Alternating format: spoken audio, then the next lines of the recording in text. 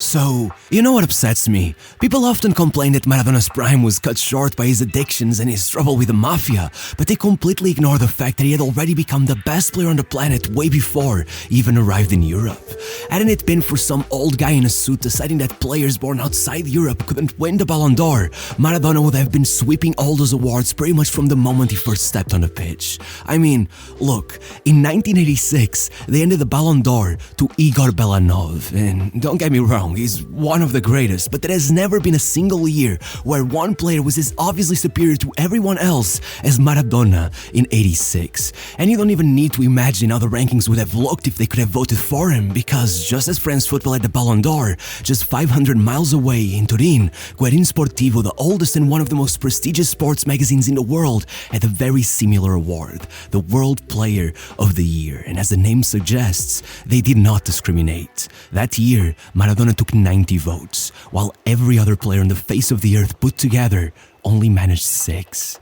So now that I've shown you this award is as credible as any other one, let me tell you that all the way back in '79, when Maradona was still an 18-year-old playing for Argentinos Juniors, they had already named him the best on the planet. And even better, not only was that the year the award was founded, meaning that he could have easily taken it at an even younger age, but from there on out, till the day he left for Europe at 21 as the most expensive player of all time, he was on the podium every single year. I mean, no wonder. He was a creative midfielder that from the age of 15 to 21, playing 5 of those 6 years for a team that had just been on the verge of relegation, scored 144 goals and provided at the very least 56 assists in 206 matches. And before you ask, what do you mean he was 15? Well, people don't seem to understand this, but Maradona was sort of a child star. Like, the kid was famous nationwide way before he even went pro. It was only at the age of 9 that one of his best friends persuaded him to come to training with him at Argentinos Juniors, and well, an hour later, as the coach was there that day wrote, they say people witness at least one miracle in their lives, but most do not even realize it. I certainly did. It came on a rainy Saturday in 1969 when a kid did things with a ball that I'd never seen in my life. About 2 years later, his team had gone 136 matches without a defeat, and Diario Clarín, the biggest newspaper in the country, had already written about a street kid with the class and manners of a star. But that was not what I meant when I said he was famous. Over the years, the legend of this kid became so great that Argentinos Juniors began paying him to go on the pitch at halftime and entertain the audience. With a tennis baller in orange, the boy would do what the grown-ups couldn't do with an actual football. No one went to get a hot dog at halftime. They all stood and watched in awe.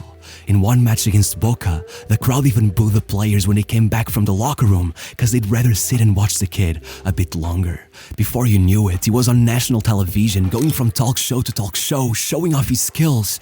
You thought it was weird when 14-year-old Xavi Simons got 1 million followers on Instagram. That's nothing. Once Maradona turned 15, he had gone up 5 levels in the space of a year, and then, with the team approaching relegation and a new manager desperate to shake things up, he brought him up to the first team. Fights broke out in the training sessions as people came from all over the country, only to find that the stands were full. And the day of his debut, as much as this has to be more myth than fact, some people from Buenos Aires claim that 5 million people came to watch the match. Safe to say that the stadium was overcrowded, but those who made it in got a show. In the second half, the manager called Maradona up to the sidelines and told him, "Come on, Diego. Just do what you always do, and if you can, nutmeg someone." And so the youngest player in the history of Argentinian football came in, and the moment he got the ball, the whole stadium yelled out, "Olé." He had nutmegged someone with his first touch. By the final whistle, even the visiting stands had given him a standing ovation. As Maradona would famously say, "That day, I felt I held the sky in my hands for the first time." 2 months later, having made only 11 appearances and scored his first brace, out of nowhere, the national team manager Cesar Menotti set up a game between them and the under-20s, and by the end, he had already realized he had no choice, announcing that Maradona, barely 16 years old at the time, would be joining the first team. To this day, he's still by far the youngest. No one gets even remotely close. Still, once back with his club, the madness didn't stop. 31 goal contributions in 49 matches, at one point, for the first time in his career, getting the ball back from his own half, dribbling the entire team, and scoring. We all just wish the footage was a bit better. Regardless, you gotta be asking, how come no one signed him? Well, the offers were there, but just like Pele at the time, Argentina was ruled by a brutal military dictatorship championship, and they just refused to let him go. By 1978, with Maradona now 17 and the World Cup to be played in the summer, precisely in Argentina, he only had one goal, and that was to make sure his name was on the list. Over the next few months, it became clear that he was already reaching a whole new level, so when Menotti announced the first list of 40, he was there.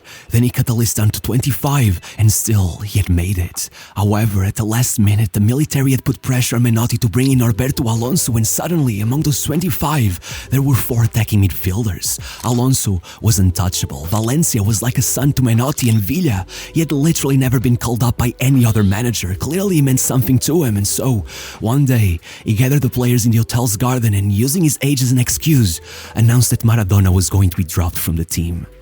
The kid fell to the ground and sat against a tree, tears running down his face. The only thing he could say was, "How am I going to tell my father about this?" He had promised him he would be at the World Cup.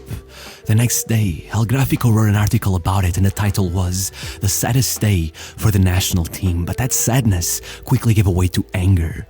Only a few days later, trying to get revenge on Menotti, Maradona dropped what was the best performance of his career so far, scoring twice, assisting another 2, and then getting even more fired up when the national team ended up taking the title without him, finishing the Metropolitano Championship as the top scorer for the first time in his career, totaling 35 goal contributions in 35 matches, though still, Argentinos Juniors didn't even reach the final stage. They were outright a one-man team. They knew they couldn't lose him, and the next year, when Sheffield United made an offer of $850,000, about the same Barcelona had paid for Cruyff 6 years earlier, only missing out on the signing after their director of football pulled the plug, hilariously insisting that no 18-year-old could ever be worth so much money. Argentinos Juniors sounded the alarms and signed the first ever shirt sponsoring deal in Argentina, managing to profit just enough that they could keep Maradona for a bit longer. And thank God they did, because just a few months later, after yet again finishing the Metropolitano as the top scorer, he was called up for the Under-20 World Cup, and once more, I guess the guy wanted to prove that despite being only 18, he belonged on the main team, because right on the first game, he went out and scored twice, first making it past 4 players with one touch and putting it in between the keeper's legs, then getting in between another 4, making his way out and smacking it in. Eventually scoring another in the final group stage match, going into the knockouts, scoring from a free kick in the quarters, then a header in the semis, and another free kick in the final to not only win the whole thing, but take the Player of the Tournament award and a silver boot. Finally, coming back to Argentina, becoming the top scorer of the National Championship as well, despite Argentinos somehow still missing out on the playoffs, totaling 38 goal contributions in 32 matches and getting named not only Argentinian Footballer of the Year, but also the Sportsman of the Year, while taking the South American Player of the Year award, and as I already mentioned at the beginning, being named by Guerin Sportivo as the best player on the planet. So I leave you the question again. That year, Kevin Keegan won the Ballon d'Or. Do you think he would have won it and the rest of the world had a say in it? One thing is sure, his only title was a Bundesliga and his numbers were nowhere near. But well, that wasn't Maradona's best season at Argentinos either. In 1980, despite missing a ton of decisive matches since he was always out with the national team, Maradona not only managed to become the top scorer of the Metropolitano for the 3rd year in a row, but led them to an unprecedented second-place finish, above even the great Boca Juniors, which made for a funny story.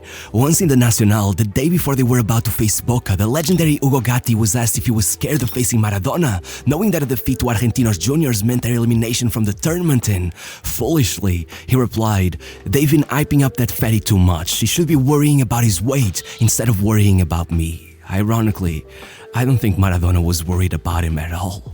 The day of the match, the manager asked Diego if he was okay, if these comments had gotten to him, and he replied, "I was planning on putting 2 goals past him. Now that I heard what he said, I'll make sure to score at least 4. So, first, Maradona won a penalty trying to hit a Rabona and scored it. For the second, he scored a free kick from an impossible angle. For the third, he controlled the ball with his chest and hit a kind of acrobatic volley, and to finish it all off, he made it past everyone, forcing a defender to bring him down right at the edge of the box, and, well, mission accomplished. But even better, with 18 goals in 11 matches, Maradona had finally led Argentinos Juniors to the final stage of the National Championship. 3 more wins and this relegation team would have conquered Argentina Argentina. But unfortunately, Maradona had to miss the quarters to join the national team once again, and without him, they succumbed instantly. Though, no matter what, he still took the top scorer award, becoming the first man in the history of Argentina to top the charts in 4 of the country's top competitions consecutively. He had finished his season with 66 goal contributions in 55 matches. Having just turned 20 years old, Maradona had already scored 116 goals for his club. At this point, it was becoming more and more clear that keeping a player of this level at Argentinos just wasn't right. The tension inside the club was rising. River Plate was offering Maradona the chance to become the most well-paid player in the country. Barcelona was suddenly on his tail, and the man himself wanted to go and save his childhood club Boca Juniors, who were on a rapid ascent towards mediocrity.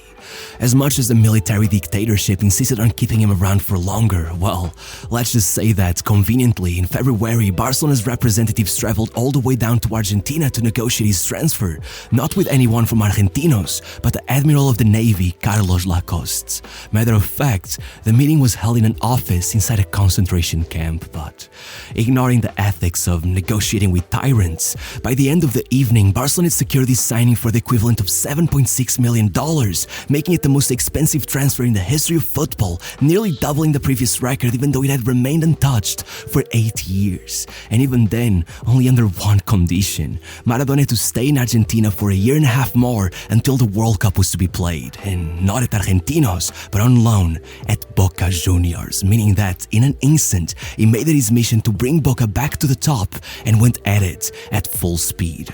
In his first game, he scored 2 and assisted another 2, one of them with a trivela to win 4-1. In his second, he clinched the 2-goal draw, scoring both himself, then 2 goals and assists over his next 4 matches, then coming up against huge rivals River Plate for the first time and assisting 1 and dribbling the keeper to score another as they defeated them 3-0, before scoring this absurd goal just 2 matches later, not to mention that he got an assist as well. But though, then he did slow down. 4 matches later, he was back at it, finishing it off with 12 goal contributions in the last 14 matches, meaning that already Boca had won the Metropolitano Championship, Maradona's first ever club title. And yet, it's hard not to resent that season when Maradona went even harder in the Nacional, being involved in 18 goals in 11 matches, only to get sent off in the first leg of the quarterfinals and watched from the stands as his teammates choked their lead. In fact, I dare say that with 44 goal contributions in 40 matches, 10 of those coming from free kicks, which, for comparison, is 2 more than Messi ever managed in a season, the guy could have won Guerin Sportivo's World Player of the Year yet again, but instead, he tied Zico on 26 points, leading to a tiebreaker in which he ended up losing, and before there was time for any second chances, Maradona was already gone. Before the next season even started, he was called up early to the national team's training camp, and in a flash, for the first time ever, Maradona was about to play a World Cup, precisely in Spain, where every La Liga fan was staring into his soul, trying to figure out just exactly what was this phenomenon they had imported from the other side of the Atlantic. But if there was one thing they all knew, it was that if they could stop Maradona, they could stop Argentina. And right on that first match against Belgium, the narrative was set. They kicked him, they hurt him, they beat him down until the final whistle was heard, and in the end, Argentina lost 1-0. And as much as at first not even this kind of abuse was able to stop Maradona from shining and making it to the second group stage, destroying Hungary with 2 goals in an all-time great performance. Against El Salvador, he watched as a player kicked the referee but still walked away without a red card, proving to him there was no limit to the violence they'd allow on the pitch. And well, then came Italy, and so did his biggest nightmare, Claudio Gentile.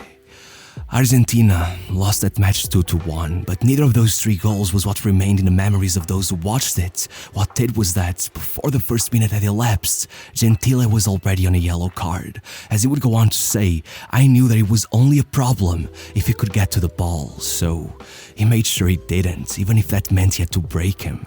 By the end, Maradona had broken the record for the most fouls received in a single World Cup match. He had been brought down 26 times, and yet, Gentile remained remained on the pitch for the full 90, and still, it got worse. When with Argentina trailing 3 goals behind Brazil at the Camp Nou, one of their players kicked Juan Barbas in the head, leading Maradona to hit him back, being sent off in tears as he got booed by his future home crowd and got sentenced to 4 more years of waiting until he could get another chance to conquer the world.